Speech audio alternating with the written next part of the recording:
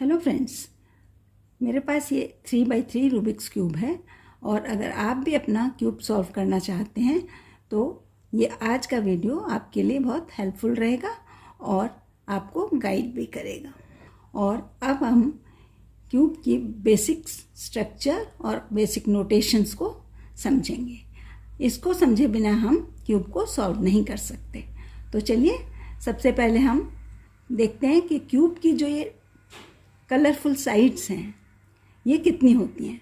तो ये हमने देखा कि 6 साइड्स होती हैं। यहाँ पर देखिए 1 2 3 4 और एक ऊपर है और एक नीचे बॉटम में होती है। तो टोटल 6 साइड्स होती हैं। और इसके बाद आती है हमारी बारी इसकी मूवमेंट की। तो ये देखिए यहाँ पर ये 6 साइड्स जो हैं इस तरह से 2 डायरेक्शन में मूव करती हैं। तो ये बैक वाली है, ये भी मूव करेगी इसी तरह से, और ये जो लेफ़्ट साइड वाली है ये भी। तो पूरी 6 साइड्स जो होती हैं ये 2 डायरेक्शन में मूव करती हैं, जिनको कि हम कहते हैं क्लॉकवाइज और एंटी क्लॉकवाइज। अब जो साइड हमारे सामने होती है, जो हमारे को फेस करती है, उसको हम कहते हैं फ्रंट साइड। जैसे यहाँ पर ये रेड है, ये जो है हमारी फ्रंट साइड है। और इसके बाद जो आती है जो राइट साइड में हमारे, अगर इस साइड में राइट साइड में तो हम इसको कहेंगे राइट साइड या राइट फेस, राइट लेयर, कुछ भी बोल सकते हैं इसको। और जो लेफ़्ट साइड में होती है, इस साइड में होगी, इसको हम कहेंगे लेफ़्ट साइड। और ये भी इसी तरह से मूव करती है। अब आती है हमारी बैक वाली साइड, जो ये बैक है, ये बैक साइड, इसको हम बैक साइड बोलते हैं, बैक लेयर। और ये जो है हमारे फ्रंट में है तो हम इसे फ्रंट लेयर या फ्रंट साइड बोलेंगे। और इसकी जो नीचे वाली है इसे डाउन लेयर, ये जो है डाउन लेयर, और ये है हमारी अपर लेयर।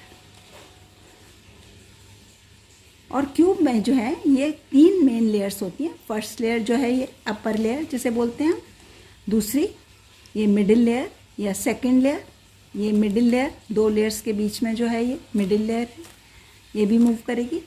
और बाकी जो ये थर्ड लेयर, इसको हम बोलते हैं डाउन लेयर, ये भी 2 डायरेक्शन में मूव करती है। इस तरह से क्यूब में जो है 3 लेयर्स होती हैं और क्यूब को layer by layer he solve किया जाता है। जैसे हम सबसे पहले फर्स्ट लेयर को सॉल्व करते हैं, फिर सेकेंड लेयर को सॉल्व करते हैं और फिर हम इसको थर्ड लेयर को सॉल्व करते हैं। इस तरह से ये तीनों लेयर्स को सॉल्व किया जाता है। अगर हमें ये पहले से नहीं मालूम होता तो हम क्यूब को सॉल्व नहीं कर सकते। हमको लगता है कि ये एक फेस पूरा हमको कंप्लीट करना है, उसके बाद सेकंड फेस करना है, थर्ड करना है, लेकिन इस तरह से नहीं होता। हमको पूरा एक फेस को कंप्लीट, पहले एक लेयर को वो कंप्लीट करना होता है। और उस लेयर के ये जो पीसेस होते हैं, एक्चुअली ये पीसेस होते हैं, इसमें हर फेस के ऊपर 9 पीसेस होते हैं। एक सेंटर पीस होता है ये जैसे, और इधर कॉर्नर्स में, और ये एज पीसेस होते हैं जो ये बीच में होते हैं। यहाँ पर देखिए इस तरह से कॉर्नर्स के बीच में ये एज पीसेस होते हैं। तो हमारे 6 सेंटर पीसेस होते हैं इस यहाँ पर, और नीचे बॉटम में, साइड्स में, और ये बैक एंड फ्रंट में। तो 6 जो है ये फिक्स्ड पीसेस होते हैं। बाकी जो हैं ये पीसेस जो हैं कॉर्नर पीसेस, यहाँ देखिए ये कॉर्नर है, 2 कलर्स का, जैसे ये कॉर्नर है, एक ये कॉर्नर है, और 4 कॉर्नर्स ऊपर और 4 कॉर्नर्स जो है यहाँ पर ये नीचे होंगे, ये इस तरह से। अब हम इसको क्यूब को चाहे कैसे भी मूव कर लें तो ये कॉर्नर्स अपनी कॉर्नर वाली पोजीशन में ही आएंगे। इनकी जो है पोजीशन तो चेंज हो सकती है, लेकिन ये लोकेशन जो है इनकी यहीं पर ही रहेगी, इसी जगह। जैसे इस कलर की जो है, जैसे रेड और यहाँ पर ये ब्लू कलर है, तो ये इधर जा सकता है, इस तरह से आ सकता है, ब्लू कलर आ गया, लेकिन रहेगी ये कॉर्नर पर ही। तो ये कॉर्नर पीस है। तो 8 कॉर्नर पीसेस हो गए हमारे और 6 सेंटर पीसेस हो गए। और 2 कॉर्नर पीसेस के बीच में जो होता है ये एज पीस होता है। ये देखिए, ये वाला वाइट एंड ऑरेंज, ये हो गया आपका white and blue, white and red, और यहाँ है वाइट एंड ग्रीन। इस तरह से जो है हमारे एज पीसेस होते हैं। तो टोटल जो है एज पीसेस 12 होते हैं और 8 कॉर्नर्स होते हैं और 6 सेंटर पीसेस होते हैं। अब इन पीसेस का क्या है कि इसमें कलर्स किस तरह से हमको दिखाई देते हैं। जैसे अब सेंटर पीस है, जिस कलर का सेंटर पीस होगा उसी कलर का पूरा फेस बनेगा। जैसे अगर हमने वाइट सेंटर पीस को यहाँ पर ऊपर रखा देख रहे हैं हम, तो इसके कॉर्नर पीसेस भी वाइट होंगे ऊपर से और इसके एज पीसेस भी वाइट आएंगे, तभी ये जाकर हमारा पूरा फेस बनेगा वाइट कलर का। जब एज पीसेस जो हैं, सेंटर पीस जो है एक कलर का होता है और एज पीसेस जो हैं 2 कलर्स के होते हैं। तो 2 कलर्स का होने की वजह से ये क्या है, एक ऊपर वाले सेंटर पीस से मैच करता है और दूसरा कलर जो है इसका नीचे वाले सेंटर पीस से, साइड वाले जो होते हैं उसमें से एक इससे जिस पोजीशन पर ये होगा उसी से नीचे वाले से मैच करेगा। जैसे यहाँ पर ये ग्रीन से मैच कर रहा है और ये वाला जैसे है ये वाइट है ऊपर, तो ये रेड, तो ये रेड सेंटर पीस से मैच कर रहा है। इसी तरह से चारों एज पीसेस जो हैं अपने अपने सेंटर पीस से मैच करेंगे, तब हमारी जो है ये ऊपर का फेस जो है कंप्लीट हो जाएगा। और हर पीस जो है इस तरह से जो है अपने दूसरे पीस को कंप्लीट करता जाता है। जैसे कि यहाँ पर वाइट ऊपर होने से ये वाइट फेस कंप्लीट होगा और ब्लू होने से ये जो ग्रीन होने से ये ग्रीन कलर बन जाएगा। इस साइड में एज पीसेस सारे ग्रीन आ जाएंगे और कॉर्नर पीसेस भी सारे ग्रीन आ जाएंगे, तो ये वाला भी कंप्लीट हो जाएगा। जैसे अब कॉर्नर्स हैं, कॉर्नर्स में क्या होता है 3 कलर्स होते हैं। जैसे यहाँ पर रेड, वाइट एंड ये आपका आ गया ग्रीन कलर, और ये तीनों कलर्स से क्या होगा 3 कॉर्नर जो है 3 साइड्स को कंप्लीट करता है। तो जैसे देखिए यहाँ पर इस कलर को, ग्रीन कलर को करेगा, इस वाले फेस को, ये जो रेड है ये इस वाले को करेगा और जो ऊपर वाइट है वो इस वाले कलर को करेगा। तो एज पीसेस से हमारे 2 साइड्स कंप्लीट होती हैं और कॉर्नर पीसेस से 3 साइड्स कंप्लीट होती हैं। तो इस कॉर्नर से 3 हो जाएंगे, इससे 3 हो जाएंगे, इस तरह से 3 कलर इस तरह से जो होता जाएगा, कंप्लीट होता जाएगा, हर फेस कंप्लीट हो जाएगा। और क्यूब जो है हमारा लेयर बाय लेयर सॉल्व होता जाता है। जैसे ये वाला है, ये लेयर सॉल्व हो जाएगी, उसके बाद हम सेकंड लेयर को सॉल्व करेंगे और उसके बाद हम थर्ड लेयर को सॉल्व करेंगे। तो यहाँ तक हमने क्यूब के सारे स्ट्रक्चर को समझ लिया है। इसके बाद हम इसके नोटेशंस को समझेंगे। ये हमारी साइड क्या है, फ्रंट साइड है। अब फ्रंट साइड क्या होती है कि ये जो साइड को आप अपने सामने रखेंगे, जैसे अपने ग्रीन को रखा, अपने सामने रखा, तो राइट और लेफ़्ट साइड्स जो हैं चेंज हो जाएंगी, इनकी पोजीशंस चेंज होती जाएंगी। जैसे कि ये फ्रंट में है तो ये अब ऑरेंज साइड आ गई। अगर ऑरेंज को हम फ्रंट में रख लेंगे अपने, जो हमारे को फेस कर रही है, तो ये अब ब्लू कलर वाली साइड जो है ये राइट बन जाएगी और ये लेफ़्ट साइड ग्रीन हो जाएगी। ब्लू ग्रीन कलर इस तरह से अपोजिट कलर्स रहते हैं हमेशा। कलर स्कीम भी हमारी इसमें फिक्स होती है क्यूब में, blue, green, orange and red, white and yellow, इस तरह से ये रहेगा।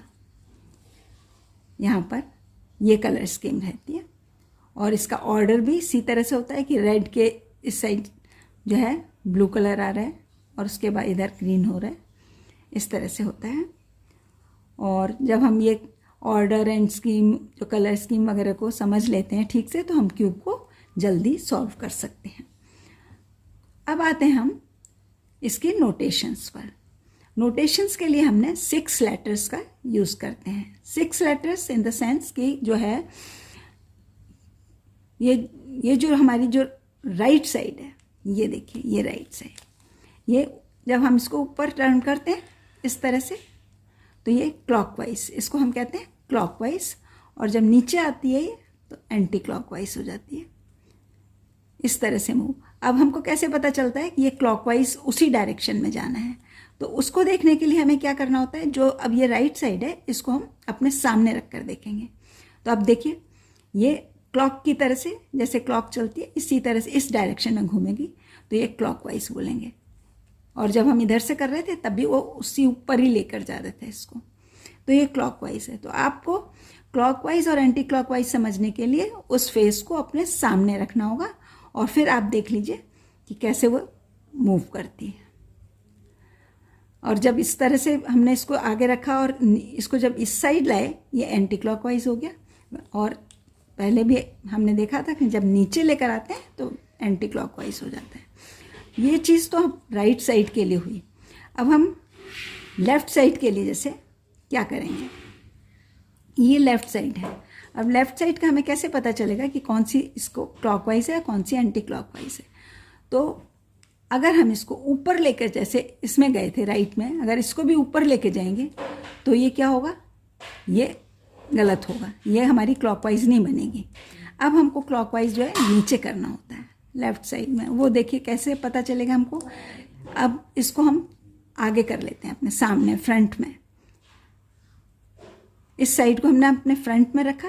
फ्रंट साइड पर रखकर ही हम डिसाइड करते हैं कि क्लॉकवाइज है या एंटी क्लॉकवाइज। अब क्लॉकवाइज चलेगी ये ऐसे, इस तरह से, इस डायरेक्शन में। और अब हमने इसको अपनी इसकी लेफ़्ट साइड में करा और देखा कि इस साइड में ही चल रही है, ये जाना है इसको, मतलब ये नीचे लाना है इसको, ये क्लॉकवाइज है। और उस डायरेक्शन में ये एंटी क्लॉकवाइज है। तो ये उल्टे हो जाते हैं, राइट में और लेफ़्ट में इस तरह से हो जाता है। और ये जो है हमारा फ्रंट साइड है। अगर हम फ्रंट को अपने इस साइड लेकर जाएंगे राइट, तो ये क्लॉकवाइज होगा। और इसको इधर लेके जाएंगे लेफ़्ट में, तो ये होगा एंटी क्लॉकवाइज। ये तो हमको सामने से ही पता चल रहा है कि ऐसे होगा। और लेकिन इसका जो बैक है, जो बैक लेयर है ये वाली, अब इसका हमको कैसे मालूम चलेगा कि क्लॉकवाइज कौन सा है और एंटी क्लॉकवाइज कौन सा है। तो इसके लिए भी हमको इस लेयर को अपने सामने रखना होगा ऐसे। अब हमने इसको जब सामने रखा तो हमने देखा क्लॉकवाइज ऐसे होगा, उस तरफ जाना होगा उसको। और अब वापस उसी डायरेक्शन में गए तो उधर जाना है, तो ये क्लॉकवाइज इस साइड आएगा। और एंटी क्लॉकवाइज रिवर्स हो गया, उसका इस साइड आ जाएगा।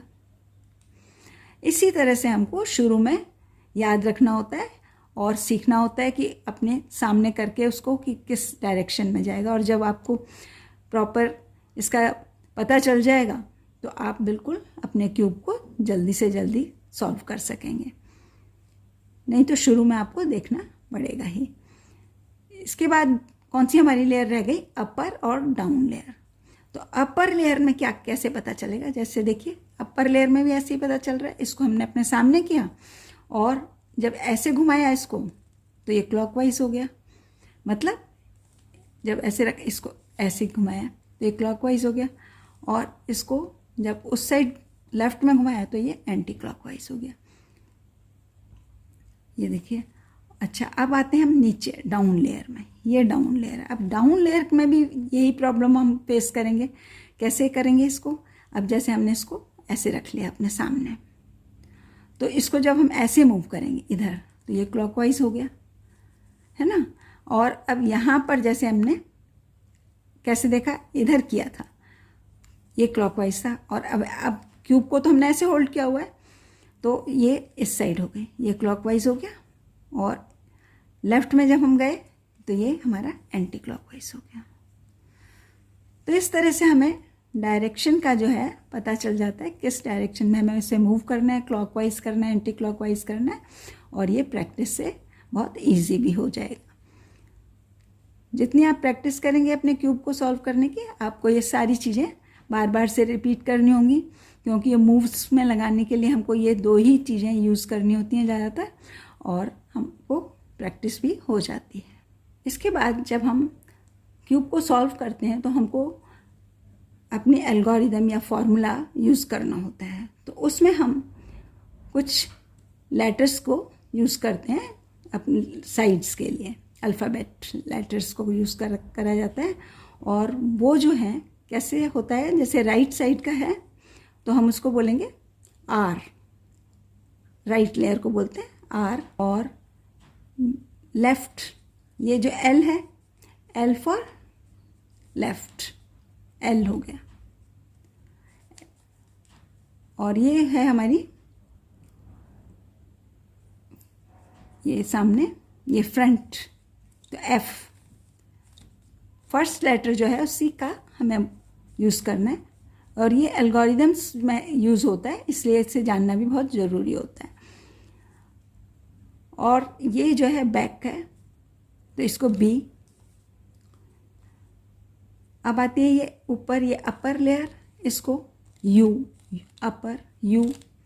और ये डाउन लेयर है तो इसको डी। अब यहाँ पर भी इसी तरह से होता है कि हमको सारे अपनी आर में आर, और ये जब नीचे लेकर आते हैं एंटी क्लॉकवाइज, आर डैश या आर प्राइम भी बोलते हैं इसको, और एल, और ये एल प्राइम, एल डैश, ये फ्रंट में एफ, और ये इधर एफ डैश। और इसके बाद आती है हमारी ये बी, और ये बी डैश यहाँ पर, और ये अपर लेयर, तो ये यू, और ये यू डैश। तो इस तरह से हमारी ये नोटेशंस भी कंप्लीट हो जाती हैं, और हम क्यूब को इजीली सॉल्व कर सकते हैं और अपने एल्गोरिदम्स को समझ सकते हैं।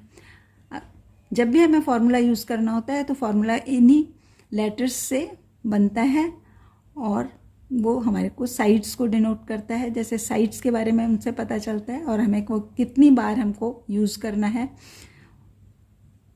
वो भी हम वहीं से समझ सकते हैं।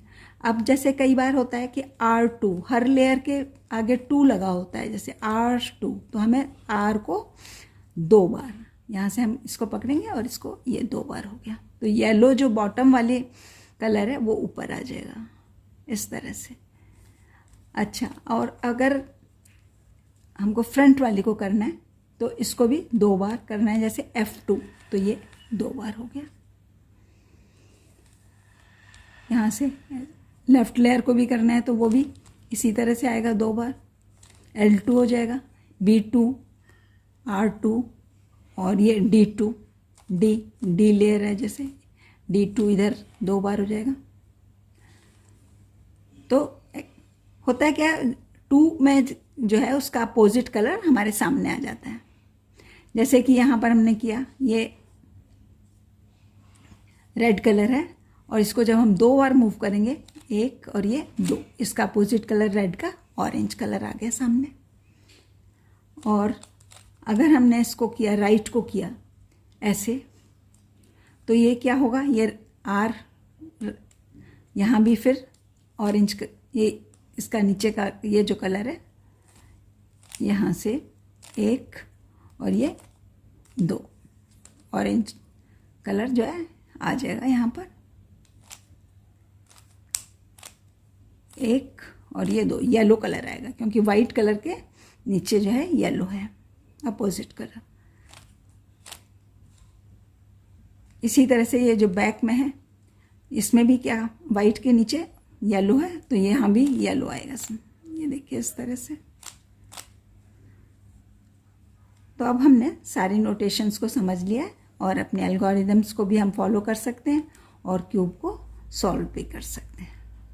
इसके बाद हमको क्या करना होता है कि क्यूब को लेयर बाय लेयर सॉल्व करना होता है। तो हमको सबसे पहले फर्स्ट लेयर को सॉल्व करना है। जैसे कि यहाँ पर देखिए, ये क्यूब की फर्स्ट लेयर को मैंने सॉल्व करके रखा हुआ है, तो ये इस तरह से फर्स्ट लेयर हमको दिखाई देगी। ये जो है,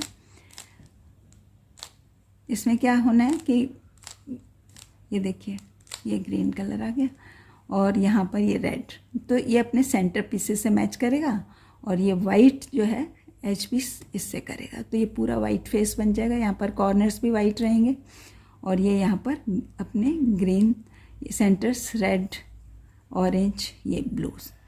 तो इस तरह से हमको जो अपनी वाइट फर्स्ट लेयर दिखाई देगी। इसके बाद सेकंड लेयर हम अपनी बनाएंगे। देखिए, सेकंड लेयर भी इस तरह से बनेगी। ये फर्स्ट लेयर बन गई है, और यहाँ पर ये सेकंड लेयर बन गई। ये देखिए, और अब इसके बाद ये जो है थर्ड लेयर को कंप्लीट करना होता है। ये अभी हमने बनाई नहीं है और ये 2 लेयर्स बना रखी हैं। तो फ्रेंड्स, आप अपने क्यूब के स्ट्रक्चर को और इसके नोटेशंस को ठीक से समझ लीजिए, जिससे कि आप अपना क्यूब जल्दी से जल्दी सॉल्व कर सकें, कम टाइम में सॉल्व कर सकें। तो आपसे मिलती हूँ मैं नेक्स्ट वीडियो में। Thank you.